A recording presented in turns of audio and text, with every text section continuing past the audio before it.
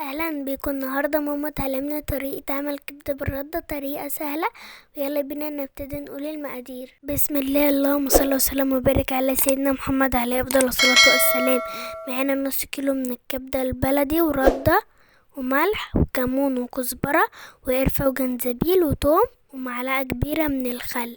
واحنا هنا معانا الكبده غسلناها بميه وليمون من غير ما تنقعيها وبنشطفها على طول. ونبتدي بقى على طول اللي احنا نعمل الكبدة. بنقول بسم الله ونجيب طبق نحط فيه التوابل والثوم ومعلقة كبيرة من الخل ونقلبهم وننزل عليهم بالكبدة. اي كمية كبدة بقى هتعمليها، احنا هنا عاملين نص كيلو، ونقلبهم كده كويس مع بعض.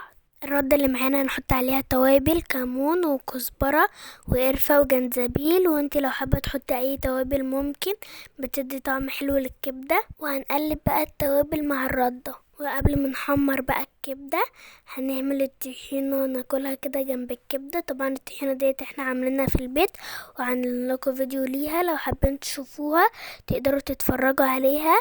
هناخد حبة من الطحينة ونحط عليها توابل ملح وكمون وكزبرة ومعلقة من الخل ومية سخنة ونص ليمونة، ونقلب كل ده مع بعض ونفضيها بقى في الاطباق ونقدمها جنب الكبدة. بيبقى طعمها حلو قوي مع الكبدة. هنبتدي نجيب الكبدة والردة كده، كل حاجة جاهزة معانا.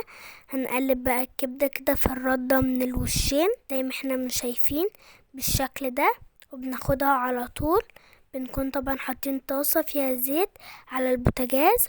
نبتدي ناخد الكبدة ننزلها على طول في الزيت، بنحمرها بقى بالشكل اللي احنا شايفينه ده. اول ما بننزلها في الزيت كده يعني دقيقة، وبنروح قلبنا على الوش التاني وبنرجع نقلبها تاني لحد لما درجة التحمير اللي انت بتحبيها.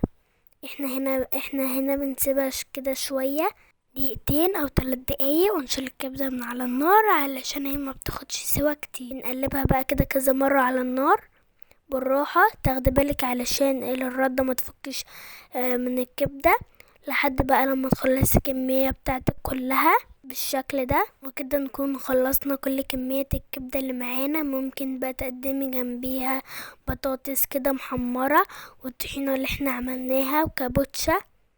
وطبعا ممكن تعمليها سندوتشات كده بالشكل ده، بيبقى طعمها جميل قوي.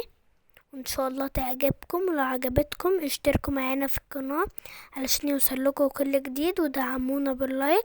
وقولنا ايه رأيكم في الاكل النهاردة، وبألف هنا وشفا عليكم.